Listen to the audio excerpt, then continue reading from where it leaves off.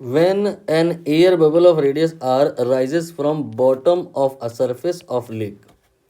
Question मुझे हल्का सा टफ दिखाई दे रहा है क्योंकि इसमें दूसरा जो चैप्टर है you can say kinetic theory of gases, वहाँ का भी कंसेप्ट इंक्लूड होगा। वहाँ आपने पढ़ा होगा कि एट कांस्टेंट टेम्परेचर क्या होता है कि बॉयल्स लॉ अप्लीकेबल होता है, product of pressure and volume ये कांस्टेंट होता है। ये कहानी यूज़ होगी बिकॉज कहीं टेम्परेचर चेंज नहीं हो रहा है। और जो एयर बबल है, पता नहीं ऐसा इन्होंने लिखा है कि नहीं, लिखा तो नहीं है, तो हमें अपनी तरफ से एज्यूम करना पड़ेगा कि air suppose to be here ideal, and for ideal gas P V equal to N R T, you know, और temperature if not going to change, so P and V का जो प्रोडक्ट है वो constant होगा। अब हम यहाँ पर थोड़ा थोड़ा डायग्राम बना के समझने की कोशिश करते हैं। ये यू कैन से एक मैंने बड़ा सा टैंक बनाया है, या यू कैन से ये एक लेक है जिसके बॉटम पे कोई एयर बबल ये मैंने बनाई, ठीक है। यहाँ पे इसको थोड़ा छोटा बनाइएगा, और अब इसके अंदर जो एयर भरी हुई है उसकी वजह से ये ऊपर की तरफ धीरे धीरे आएगी, और जैसे जैसे ऊपर जाएगी इसका जो साइज़ है वो बढ़ता जाएगा। मैंने ऊपर इसीलिए देखिए बड़े साइज़ का बनाया है। कैन यू थिंक ऐसा क्यों होगा? जो आपकी एयर बबल है नीचे पहुंच गई तो वो छोटी क्यों हो गई? तो जाहिर सी बात है, जब अगले पे दबाव पड़ेगा चारों तरफ से तो वो दब जाएगा और छोटा हो जाएगा। तो यहाँ पर जब ये एयर बबल आई है तो इसमें प्रेशर चारों तरफ से जो पड़ने लगा वो ज़्यादा पड़ने लगा, और उसी प्रेशर की वजह से इसका जो वॉल्यूम है वो कम हो गया। अब यहाँ पे प्रेशर हमें देखना होगा कितना है, फिर यहाँ पे देखना होगा कितना है। सपोज P1 P2, तो P1 V1 बराबर P2 V2, बॉयल्स लॉ में आपने खूब किया है वही यहाँ पे करेंगे। लेकिन डिफ़िकल्टी आएगी कि एयर का प्रेशर यहाँ पर हम इग्नोर नहीं कर सकते, यहाँ एयर भी है, उसका भी प्रेशर कंसीडर करना होगा। उस डिफ़िकल्टी को ईजी करने के लिए इन्होंने ये वाली लाइन दी है, आप इस पर फोकस करें। यहाँ पर नो डाउट निसंदेह यहाँ पे एयर है, लेकिन आप मान सकते हैं यहाँ एयर नहीं है, और यहाँ पर एयर के बदले क्या है, वाटर है। और वो जो वाटर आप मानोगे उस वाटर के कॉलम का जो हाइट होगा 10 मीटर होगा। इससे क्या होगा कि आप यहाँ पर एयर को इग्नोर कर सकते हैं और मान सकते हैं कि एवरीवेयर वाटर ही वाटर है, और वाटर का जहाँ पे ये टॉप है, ये वाटर का जहाँ पे टॉप है और इसके नीचे कुछ नहीं, इसके ऊपर कुछ नहीं है या ज़ीरो है। तो लेकिन ये वाली वैल्यू आपको 10 माननी है। दरअसल आप चाहो तो निकाल के देख लो, 10 मीटर के वाटर के कॉलम का जो प्रेशर आएगा वो एटमॉस्फेरिक प्रेशर के बराबर ही आएगा। इसका मतलब ये है कि हमारे ऊपर यहाँ पे जो एयर है हम उसे ये ना माने, हम ये माने कि वहाँ 10 मीटर का वाटर कॉलम प्रेजेंट है।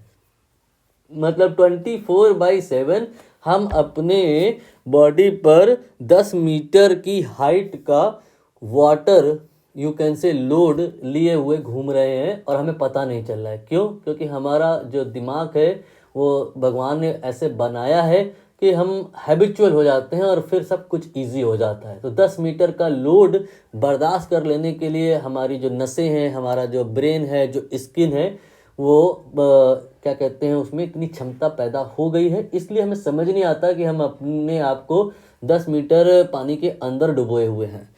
तो आप इस डिस्कशन में और डीप में ना जाएं, बस आप यहाँ पर ये माने कि जो यहाँ पे प्रेशर होगा उसको निकालने के लिए हम यहाँ से अप्रोच करेंगे, और ये वाली हाइट 10 लेंगे, और यहाँ पर ये हाइट अगर हम h माने तो ये टोटल हाइट h+10 आ जाएगी। तो यहाँ पर जो प्रेशर होगा वो हो जाएगा 10, h का वैल्यू है ये, देन रो देन g, और यहाँ पर जो प्रेशर होगा वो हो जाएगा 10 + h। h क्या है समझ रहे हो, ये वाली हाइट है, यही निकालना भी है I think, then multiplied by rho then multiplied by g। ये प्रेशर हुआ इस पॉइंट का, ये प्रेशर हुआ इस पॉइंट का। और रही बात वॉल्यूम की, तो वॉल्यूम यहाँ पर उसके लिए बताए हैं कि 5r/4 रेडियस है इधर पे। यहाँ पे रेडियस अगर r है तो जब ये टॉप में आ गई है लेक में, लेक की सरफेस पे, तो रेडियस इसकी r नहीं है, 5/4 के फैक्टर से मल्टीप्लाई हो गई है। तो जो वॉल्यूम होता है r³ पर डिपेंड करता है।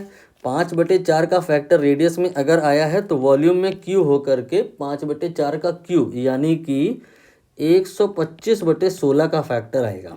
सॉरी 4 चौको 16 चौको 64 का फैक्टर आएगा। तो अगर हम यहाँ नीचे वॉल्यूम v माने या 1 माने तो यहाँ पर सरफेस पे 124/5/64 मान सकते हैं। ठीक, अब आप यहाँ पे p और v दोनों को मल्टीप्लाई कर दीजिए तो ये आ जाएगा 10 + h then multiplied by 1। Actually मैं ये नहीं लिखा हूँ, क्यों? क्योंकि आप लिखना हो तो लिख लो, कैंसिल हो जाएगा। और इस जगह पे क्या आएगा, ये है प्रेशर, ये है वॉल्यूम, और इंटू रो इंटू जी, ये नहीं लिखना है, कैंसिल हो जाएगा। और इसके बाद में 125/64। ऐसा तो फिर हमें यहाँ पे v लिखना चाहिए था और यहाँ पे v लिखना चाहिए, तो कॉमन फैक्टर कैंसिल हो जाने, इसलिए मैं लिख नहीं रहा था। ये कैंसिल हो गया, ये कैंसिल हो गया। अब कहानी में थोड़ी सी कैलकुलेशन आई है। 125 डिवाइड बाई 64, राइट, एंड इधर मल्टीप्लाइड बाई 10, ये हो गया p into V on the surface, and 10 + h ये हो गया। अब हम यहाँ पर चाहे तो मल्टीप्लाई कर सकते हैं। मल्टीप्लाई क्या करें, एक काम करो, 10 को इधर ले आओ, तो ये हो गया 10 into 125 divide by 64 -1 value of the h। और अब ये 10 कॉमन निकाल लो, तो 125 में से 64 घटाएंगे, 36 उधर से आएगा और 25 उधर से आएगा, तो 36 और 25 ये हो गया 46, और क्या कहते हैं 56, 61/64। तो 61/64 ये जो आया है थोड़ा ही कम है 64 से, तो आंसर 1 से थोड़ा ही कम आएगा, तो आंसर 10 से थोड़ा ही कम आएगा। 10 से थोड़ा सा ही कम अगर हम बात करें तो डी वाला ऑप्शन है, आप चेक कर लो, डी ही आएगा। बाकी इस तरह से आप कैलकुलेशन किया ना करो, एटलीस्ट एक डिजिट ज़रूर निकाल लिया करो, क्योंकि 10 से कम आपके ऑप्शन में एक ये भी है, और ये भी थोड़ा सा ही कम है। ये थोड़ा सा, कितना थोड़ा सा, ये यहाँ पर रिलेटिव वर्ड है, सो बेटर विल बी कि आप एग्जैक्ट सॉल्व करें, बट डिटेल में ना जाएं, बस एक डिजिट निकालें और बात बन जाएगी। फिलहाल यहाँ तो ऑलरेडी बात बन गई थी, डी ऑप्शन करेक्ट होगा।